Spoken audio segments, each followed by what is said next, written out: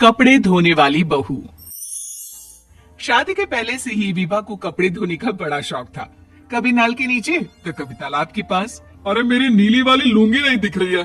विभा की अम्मा, कहाँ रखी है लुंगी? अरे वो तो विभा ने परसों ही धोकर रखी थी आपकी अलमारी में, देखो वहीं होगी।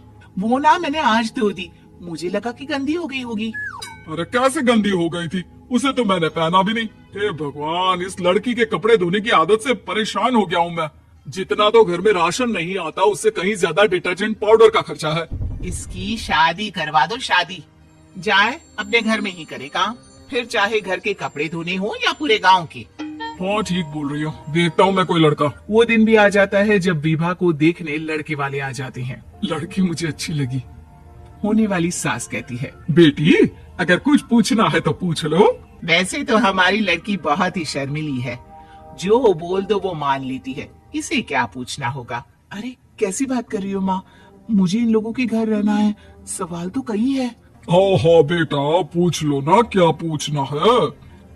आप लोगों के घर कपड़े कौन धोता है? सास का मुंह बन जाता है। देखो, अगर तुम ये कहना चाहती हो कि तुम्हें कपड़े धोने नहीं आते तो सुन लो, कपड़े मैं ही धोती हूँ, लेकिन तुम्हारे आ जाने के बाद मैं रुमाल तक नहीं धोऊंगी। अरे चुप रहना भगवान, बहू बेचारी घर आई नहीं, उसे डराना शुरू कर दिया। वो क्या है ना बिटिया, अभी तक तो ये कल्लू की माँ ही धोती थी, लेकिन अब तुम्हारे पापा तो दहेज में वॉशिंग मशीन देंगे ही। तभी विभा की माँ बोल पड़ती है, सवाल भी पूछा तो क्या। वैसे भाई साहब, मशीन की तो फिर भी कपड़े धोने की कैपेसिटी होती है, मतलब जो बिटिया दे रहे हैं ना विभा, इसे कपड़े धोने का बहुत शौक है। ये आप लोगों के क्या, आस पड़ोस गांव मोहल्ले सबके कपड़े धो दे और उफ तक ना करे। बाहर देखा नहीं आपने कितने कपड़े सूख रहे हैं, सब हमारी बिटिया ने ही तो धोए हैं। बस भी करो ना माँ, शर्म आ रही इतनी तारीफ सुनकर। और तो और एक दाग निकाल कर दिखाओ तो मान जाऊं। हाँ अच्छा, माफ करना बेटा, मैंने गलत समझा। हमें तो रिश्ता बहुत पसंद है। और ऐसे जुड़ जाता है रिश्ता कपड़े धोने का शौक रखने वाली विभा का। उसकी शादी हो जाती है कोयला फैक्ट्री में काम करने वाले कल्लू के साथ। शादी के बाद अचानक विभा चिल्लाती हुई सास के पास आती है। सासू माँ, अरे सासू माँ कहाँ है आप? ये तो धोखा है, धोखा दिया आप लोगों ने मुझे। इस ससुर के चक्कर के बारे में पता चल गया। अरे तो उसमें तुझे क्यों धोखा मिला है? अरे नल में पानी नहीं आता, कपड़े कैसे कब धुलेंगे? अच्छा, तू पानी नहीं आ रहा उसकी बात कर रही है। तो आपने क्या सोचा? कुछ नहीं। अच्छा, तेरी माँ ने कहा था कि कपड़े धोने का शौक है तुझे, याद आया मुझे। शौक बोलकर कपड़े धोने वाले मेरे जुनून को कम ना आके सासू माँ, कपड़ा धोना मेरा गुरूर है। तभी पति भी वहाँ आ जाता है। अभी मैंने इसे सनी देओल की फिल्म दिखाई है, उसी के डायलॉग मार रही है माँ। अच्छा सुन, साफ साफ बता रही हूँ, पानी सुबह 4 से 6 और शाम को 10 से 12 आता है, समझी? विभा टाइमिंग सुनकर हैरान हो जाती है। ये क्या भूतों का मोहल्ला है? सुबह 4 बजे उठकर कौन कपड़े धोता है? 4 बजे टंकी में पानी जाता है, फिर सारा दिन धोना ना, किसने मना किया? अरे कैसी बात कर रही है, 200 लीटर की टंकी में कितने कपड़े धो लूंगी मैं, सुबह ही उठ जाऊंगी मैं। अब क्या था, विभा सुबह 4 से लेकर रात के 12 बजे तक कपड़े ही धोती रहती। एक रोज सास पड़ोस से निकलकर कहीं जा रही होती है कि साथ वाली कहती है, हाँ कल्लू की माँ, जरा ये बताओ कि 2 साड़ी है, 2 ब्लाउज और एक पेटीकोट और एक नाड़ी वाला लंबा कच्छा। हाँ तो?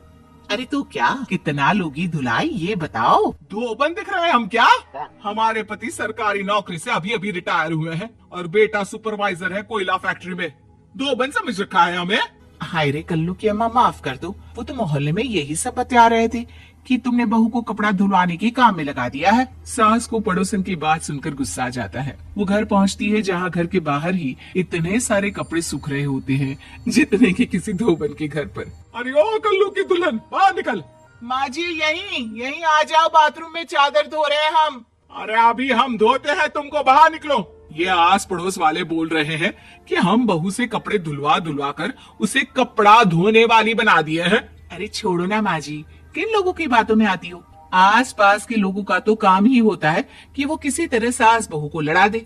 बहू सारे घर के कपड़े धोती है, ये क्या कम है? बोलिए। सास को भी लग जाता है कि वो बहू का ये सनकीपन नहीं छुड़वा सकती, इससे अच्छा है कि खुद ही चुप हो जाए।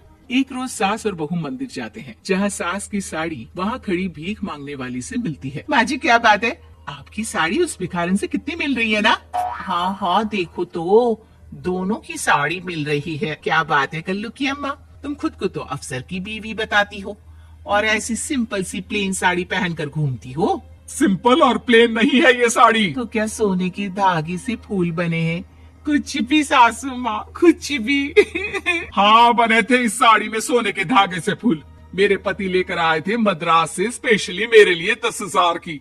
ताहे भाई साहब इस भिखारन के लिए भी सेम टू सेम साड़ी लेकर आए होंगे 10,000 की। सास उस वक्त तो कुछ नहीं कहती, लेकिन बहू के साथ घर आती है और अलमारी से एल्बम निकाल कर लाती है। ये साड़ी देख रही है, ये वही साड़ी है जिसे मैंने अभी पहना था। इस साड़ी में ये जो चमकदार फूल दिख रहे हैं ना, ये सोने के धागों से काटे गए हैं। लेकिन तू लोकल वॉशिंग मशीन ब्रश से घिस घिस कर सारे फूलों को निकाल कर साड़ी प्लेन कर दी। मुझे माफ कर दीजिए सासू माँ। और तो और, जब मैंने तुझे तेरी गलती के लिए कुछ नहीं कहा, लेकिन तूने तो सबके सामने मेरा मजाक ही बना दिया। क्यों? बहू को समझ में आ जाता है कि अब से उसका कपड़े धोना बंद।